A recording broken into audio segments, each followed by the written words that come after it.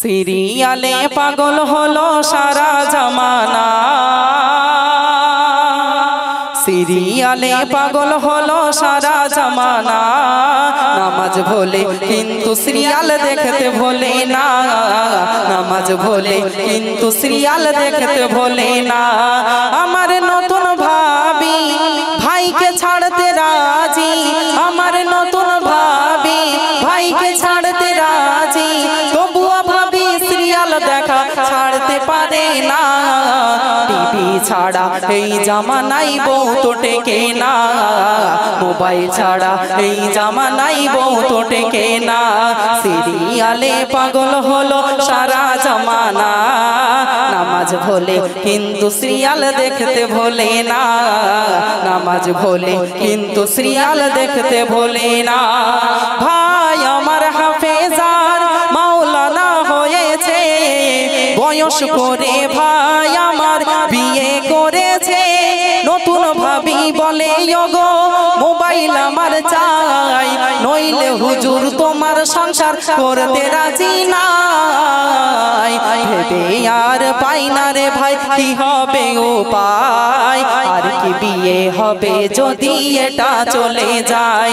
সিরিয়ালে পাগল হলো সারা জামানা, নামাজ ভোলে কিন্তু সিরিয়াল দেখতে ভোলে না। ভাই বিয়ে শাদী করেছে, এখন ভাবি বলছে দেখো তুমি তো সারাদিন বাড়ির বাইরে কাজে ব্যস্ত হয়ে যাও, পাশের বাড়ি গিয়ে দেখো তারা বউকে কত ভালোবাসে, কত সুন্দর সুন্দর টিভি কিনে এনে দিয়েছে, কত বড় বড় মোবাইল, তাতে আবার জিও সিম 400 টাকা করে মারা, প্রত্যেক দিন 1.5 GB 2 GB করে নেট দেয়, তারা কত কিছু দেখে। আর আমি এই বাড়িতে বসে বসে বোরিং হয়ে যাচ্ছি, আমার আর ভালো লাগছে না, আমাকেও একটা মোবাইল কিনে দিতে হবে। যদি তোমার মুরুদে একটা মোবাইল না হয় থাকলো তোমার এই সংসার, আমি আমার বাপের বাড়ি চলে গেলাম। এখন ভাবি দেখছে তাই তো, মোবাইল দিলে নিজে তো দেখবে, গুনায় লিপ্ত হবে এবং ছেলেটাকে বাচ্চাটাকে সন্তানদেরকেও গুনায় লিপ্ত করাবে। এখন কি করব, আমার এই বয়স করে বিয়ে হয়েছে, যদি না দেই বউ যদি চলে যায় মান সম্মান তো আমার থাকবে না। তাই ভাই বাধ্য হয়ে কি করছে, ভাই আমার ফরজি একটি মোবাইল কিনিল, আর 300 টাকার নেট প্যাক সেই ফোনে মারিল। বড় ফোনে চুপি চুপি ভাবি জি আমার দেখছে, ভাবি সীমা রেখা কে আপন কে পর। আপন তুমি চিনলে না গো ভাবি জি আমার, স্বামীর সেবায় হতে পারো জান্নাতের হকদার। সিরিয়ালে পাগল হলো সারা জামানা, নামাজ ভোলে কিন্তু সিরিয়াল দেখতে ভোলে না।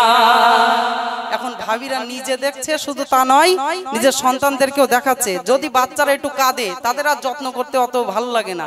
এখন কি করছে, এই মোবাইল দেখ, মোবাইলে কত কিছু দেখা যাচ্ছে দেখ। আর বাচ্চাদের মন, তারা তো কাদার দলা, তাদেরকে যেমন ভাবে গড়া হবে তারা বড় হলে সেই রকম হবে। তারাও মানে ফোনে মানে মেতে গেছে, এতটাই মেতে গেছে, খেতে গিয়ে মোবাইল, শুতে গিয়ে মোবাইল, মানে ফোন ছাড়া তার আর ভালো লাগে না। ফোন যদি কেড়ে নেয় ব্যাস কান্না শুরু, ফোন দিতেই হবে, এরকম একটা ব্যবস্থা মানে বর্তমানে সমাজে হয়ে যাচ্ছে কিছু কিছু বাড়িতে। আর যার কারণে সন্তানগুলো ছোটবেলা থেকে তারা এই গুনার কাজে লিপ্ত হয়ে যাচ্ছে। তো কি ঘটনা ঘটেছে, আর সেই মতো নাম রাখছে, নাট বল্টু স্ক্রু লালটু পল্টু, এই রকম নাম কেন, এমন নাম কেন হবে?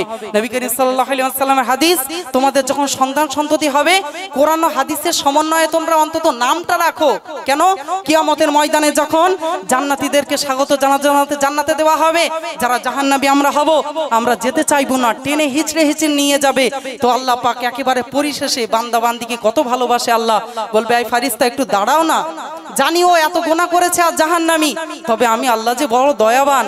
ফারিস্তার নামটা একবার জিজ্ঞাসা করো তো। তখন যদি আমরা কোরআনের পরিপ্রেক্ষিতে নাম বলে দেই, আল্লাহ অতি মেহেরবান, আমাদেরকে জান্নাতে দিতে পারেন। আর আমরা যদি বলি নাট বল্টু স্ক্রু লালটু পল্টু, সালমান খান আরিফ খান এইরকম বলি, তাহলে আরো আমাদের প্রতি আযাব দেবে। এগুলো বুঝতে হবে। এখন ধরেন না সন্তান হয়েছে, দাদু দাদি নানা নানি, তাদের একটা মনে আশা জাগে যে একটু পোতা পুতনির একটু নাম রাখবো। ও আল্লাহ, ভাবির সেসব নাম পছন্দ হয় না, ও এ বুড়ুটি নাম এইসব রাখলে এখন হয়? এখন মডার্ন যুগ, এখন মডার্ন নাম রাখতে হবে না, খবরদার না। এটা বুঝতে হবে যেমনই নাম রাখেন কোরআন হাদিস সমন্বয়। কবি লিখছেন, ভাবির মেয়ের নাম রেখেছে খাতুনে পম্পা, হাদিস নামা শুরু হয়েছে 7 ভাই চম্পা। এই মেয়েটা বড় হয়ে কি করে ভালো হয় যদি তার ছোট থেকে সিরিয়াল দেখায়। এমনি সে তো পাগল হবে সিরিয়ালের প্রেমে, আর হুজুর কটা ধরা পড়েছে এদেরকে এনে। সিরিয়ালে পাগল হলো সারা জামানা, নামাজ ভোলে কিন্তু সিরিয়াল দেখতে ভোলে না। আমার নতুন ভাবি ভাইকে ছাড়তে রাজি, তবুও ভাবি সিরিয়াল দেখা ছাড়তে পারে না। টিভি ছাড়া এই জামানায় বউ তো টেকে না, মোবাইল ছাড়া এই জামানায় বউ তো টেকে না। এখন বর্তমানে পণ প্রথা, যৌতুক প্রথাটা এতটাই বাজে হয়ে গেছে, দেখবেন অনেক গরিব মেয়ের বাপেরা তারা রাতে ঠিক মতো ঘুমাতে পারে না, কাঁদে, ভাবে আহারে আমি এই জন দিয়ে অল্প টাকা ইনকাম করি, মেয়েটা আমার বড় হয়ে যাচ্ছে, কিভাবে আমি তার স্বামীর জন্য অ্যাপাচি বাইক দেবো, খাট তোষক আলমারি এত কিছু দেবো, যদি ভালো কিছু না দেওয়া হবে তাকে এত নির্যাতন দেবে, মেয়েটাকে আবার এসে আমার বাড়িতে থাকতে হবে। তো কি বলছে ছেলের বাবা শুনুন, ছেলের বাবা দেখতে গিয়ে বলে দাবি দাবা নাই, ছেলের বাবা দেখতে গিয়ে বলে দাবি দাবা নাই। যা করবে আমার ওই বড় জামাই, আমার শালা খুবই ভালো। জামাই বলছে আমার শালা খুবই ভালো, কিছুই না নেবে, তবে বিবির হাট থেকে বলে গেছে একটা অ্যাপাচি বাইক দেবে। খড় খাই না এরা শুধু গাদাই গা ঘষে, মুসলমান আজ মরেছে কর্মের দোষে। সিরিয়ালে পাগল হলো সারা জামানা, নামাজ ভোলে কিন্তু সিরিয়াল দেখতে ভোলে না। প্রত্যেকটি পাঠে শিক্ষণীয় কথা আছে, আপনারা জ্ঞানী মানুষ বুঝতে পারছেন। ছোট ছোট পয়েন্ট করে করে সমাজের যে রোগগুলো আছে সেগুলো আমি তুলে ধরার চেষ্টা করছি। এবার যে কথাটা এখানে লিখেছে, বেশিরভাগ বাড়িতে দেখা যাবে বৌমা শাশুড়ির মধ্যে কোনো মিল নেই। ওরে আল্লাহ, সবসময় তৃতীয় বিশ্বযুদ্ধ।